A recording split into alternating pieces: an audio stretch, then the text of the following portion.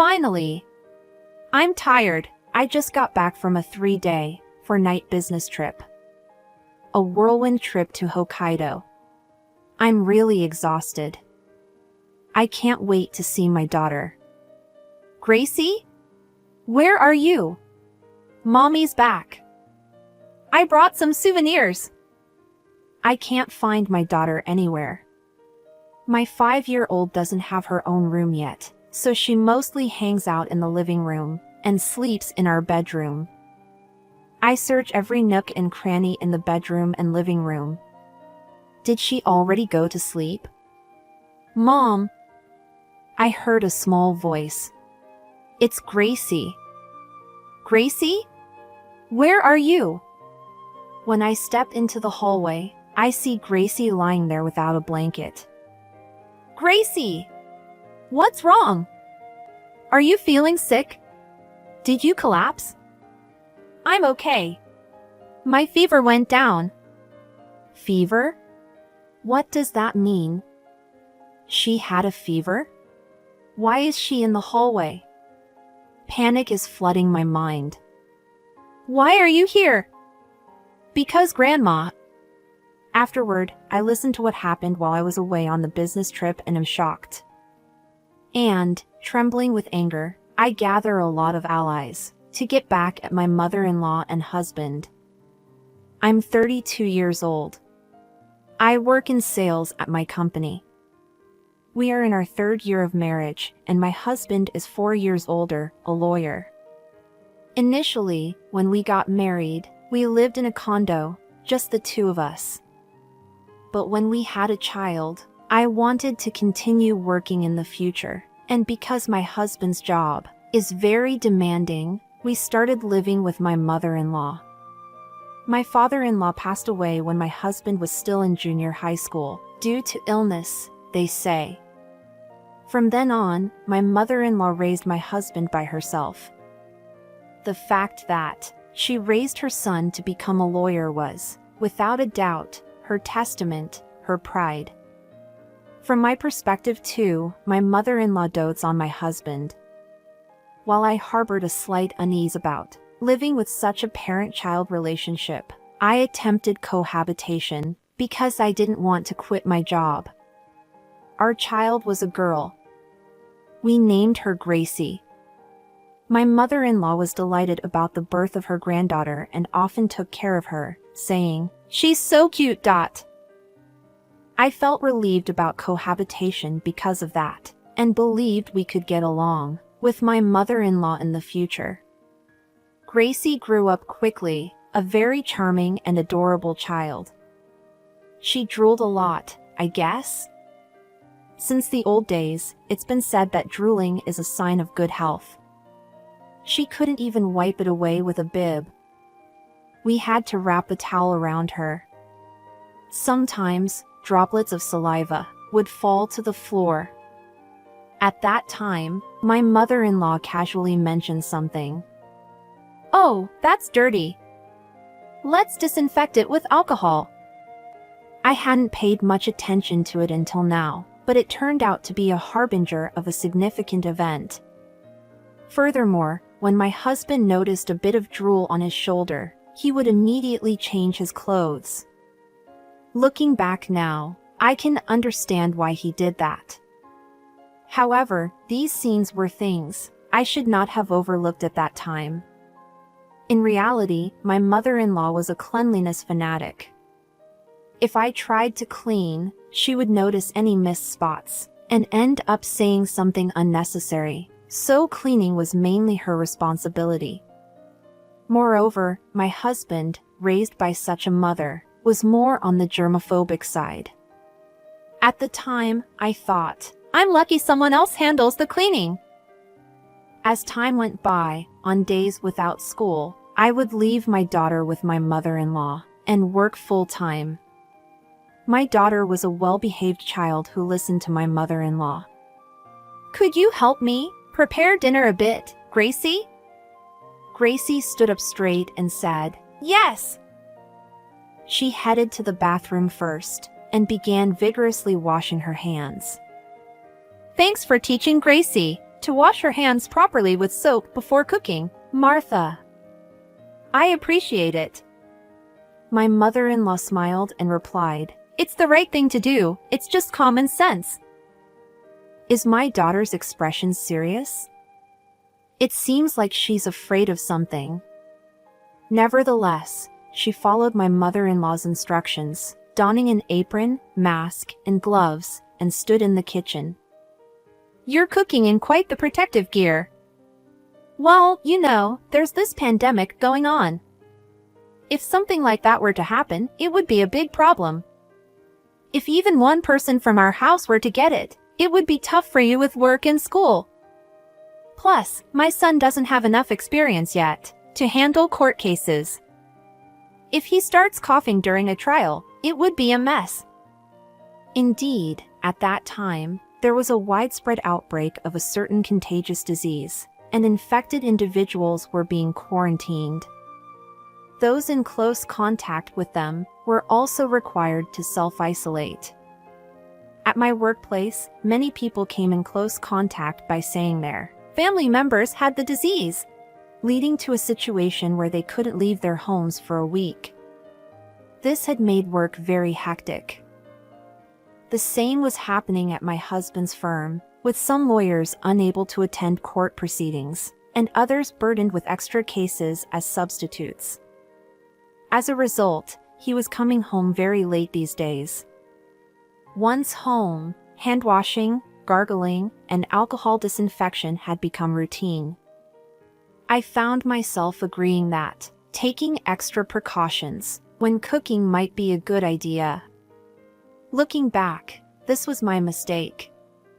One day, during this pandemic, our company found itself unable to conduct business overseas, focusing instead on the Japanese market.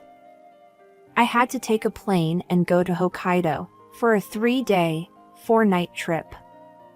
This would be the first time I'd be away from Gracie for 4 days. I was filled with sadness. However, my mother-in-law's words of, "Don't worry, have a safe trip," and my husband's, "We promised not to compromise on our jobs. My mom is here, and Gracie will be fine," gave me the encouragement I needed. I asked Gracie, "Gracie, Mommy won't be back for 4 days, but can you hang in there with Grandma?" She briefly glanced at my mother-in-law, and then at my husband, lowered her head for a while, and finally said, "Okay." I interpreted Gracie's actions as actions born out of the loneliness of not being with me. And so, I embarked on my business trip. It was the first time I had been so far away from Gracie, and while I could forget the busyness of work, while working, I couldn't quite get used to the fact that Gracie wasn't beside me before bedtime. I felt lonely and texted my husband multiple times. "Is Gracie okay? Is she already asleep?" "She's fine. She's fast asleep." Believing those words, I worked diligently for 3 days, determined not to waste the time my mother-in-law and husband had spent with her. And when the business trip was over, I thought, I can finally see Gracie. I hurriedly walked home, even though it was already past 9 in the evening. I wondered if Gracie had already fallen asleep. I wanted to see her as soon as possible. In the quiet residential area, my suitcase made loud rolling sounds. "I'm home. I'm tired." I returned from my 3-day, 4-night business trip. I was really tired. I couldn't wait to see my daughter. "Gracie? Where are you?" "Mommy's back. I brought souvenirs." I couldn't find my daughter. My 5-year-old didn't have her own room yet, so she mostly stayed in the living room and slept in our bedroom. I searched every nook and cranny in the bedroom and living room. Did she already fall asleep? It seems like my husband hasn't returned yet. Maybe she's sleeping where my mother-in-law is? I came back, panting, So I was thirsty and went to the kitchen to get some water.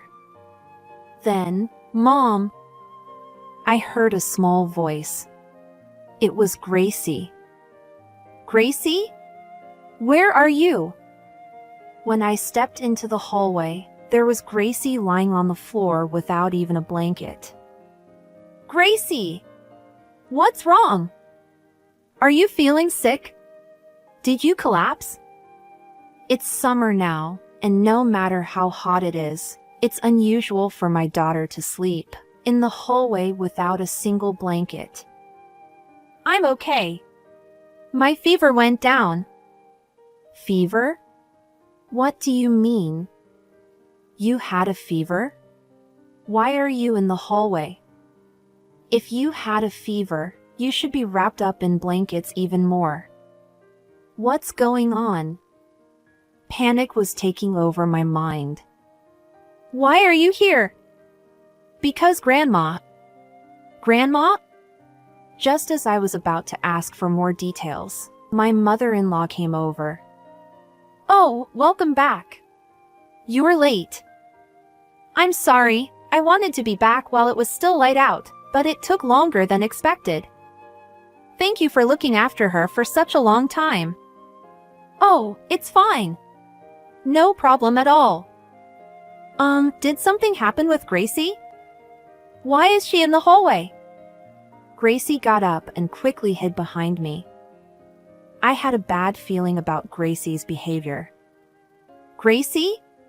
Yes, she was clever. So, why is she sleeping here like this? Oh, Gracie, you were here? Grandma told you to sleep outside. This is still inside the house. I was bewildered by my mother-in-law's words. Gracie was hiding behind me, holding her breath. My mother-in-law continued, You know, germs like you can be really troublesome in this house. I explained it properly to you, didn't I? Since it's still warm outside, I told you to sleep in the outdoor shed. Why are you inside? I'm sorry, Grandma. I was scared to go outside. It's pitch dark, and I thought there might be ghosts. Gracie was trembling all over. Martha, I can't quite grasp the situation here. My mother-in-law looked at me with a cold stare and began to reveal something horrifying. This child, you see, had a fever. Just a little over 37 degrees. You know, with the current pandemic, it could be a hassle for my son. So, I isolated her. Isolated, you mean outside the room? Oh, outside the room? That is still inside the house. I can't have her stay inside. She might spread respiratory droplets if she coughs. That's why I told her to go to the outdoor shed. This child never listens, despite the discipline. Outside storage? How terrible! It's a tool shed out there, isn't it? There's no electricity, and a little child like this can't sleep alone. So, are you saying it's okay for my son or me to get infected? She's always been a dirty child, you know.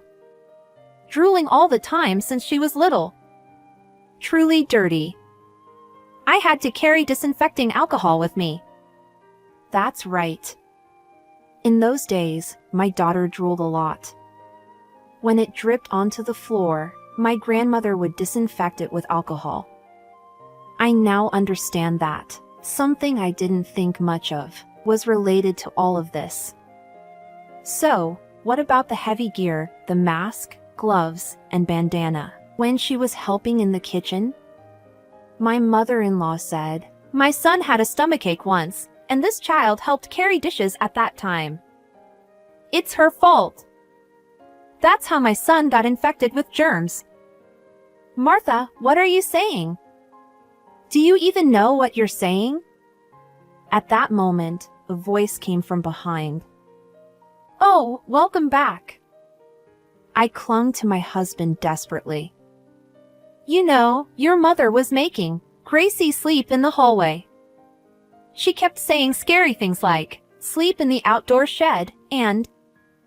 However, my husband's response wasn't what I had hoped for.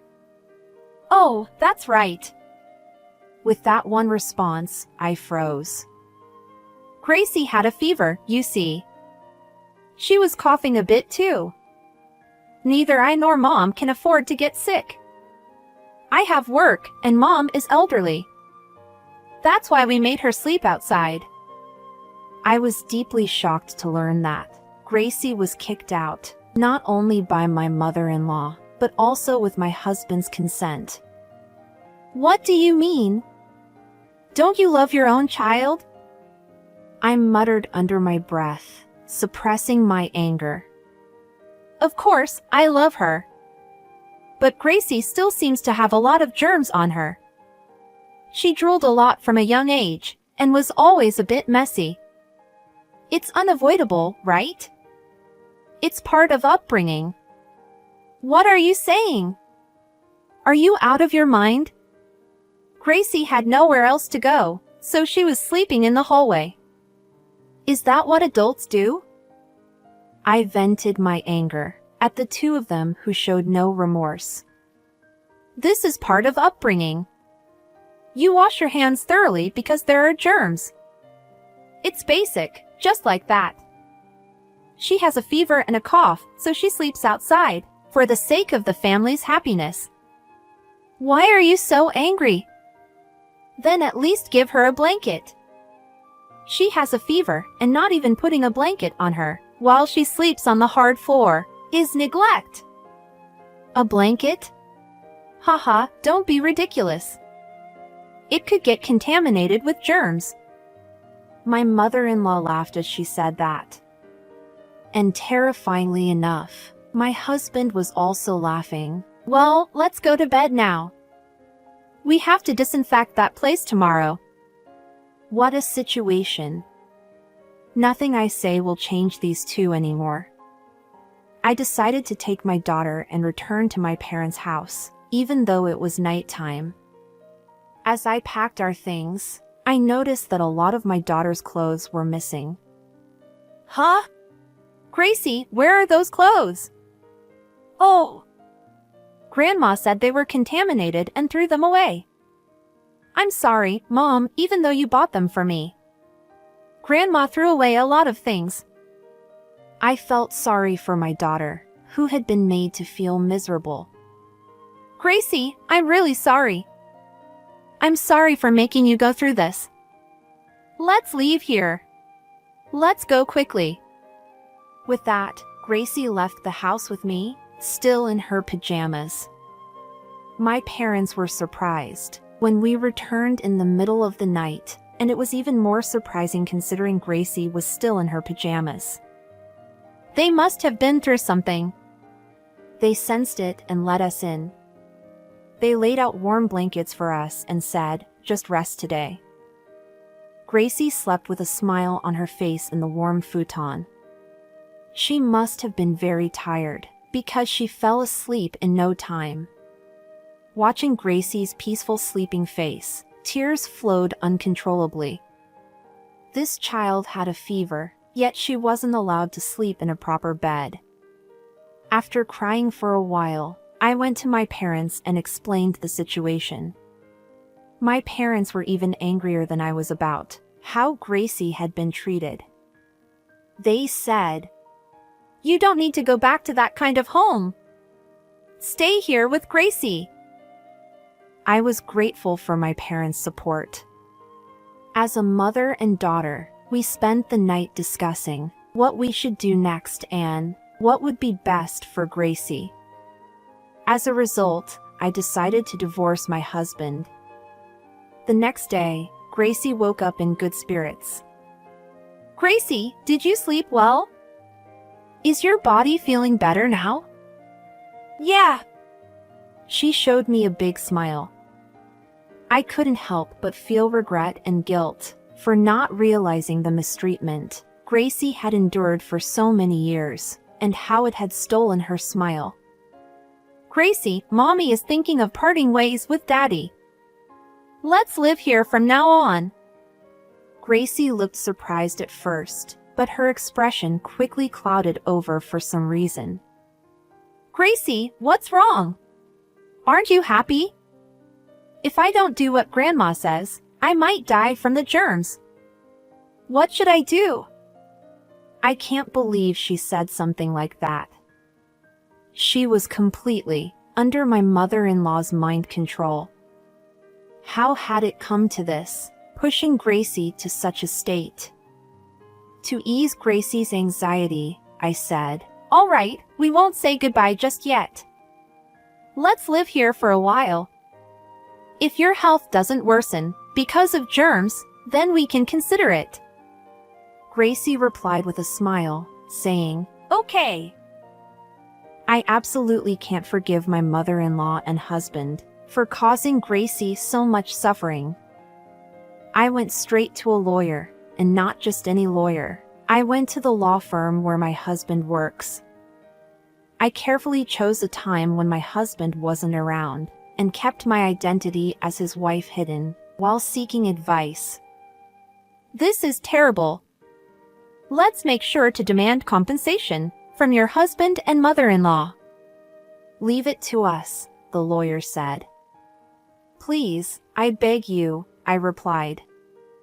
I enlisted my husband's friend as my legal representation, thinking he'd never expect his friend to take legal action against him. It was my feeble attempt at resistance. A few weeks later, my phone rang. "Hey, what did you tell them?" By them, my husband was likely referring to his lawyer friends. My husband was surprised to find that the lawyer who had come to his house was actually his friend. Likewise, his friend, the lawyer, couldn't have anticipated that the despicable person involved was his friend. They both seemed taken aback by the situation, but the lawyer friend carried on with his duties. They must have received the certified letter. "Thanks to you, I became the talk of the firm, and can't work anymore. What are you going to do about it? Will you talk to me, through the lawyer?" "What do you mean? Who do you think you are talking to like that? I'm a lawyer too."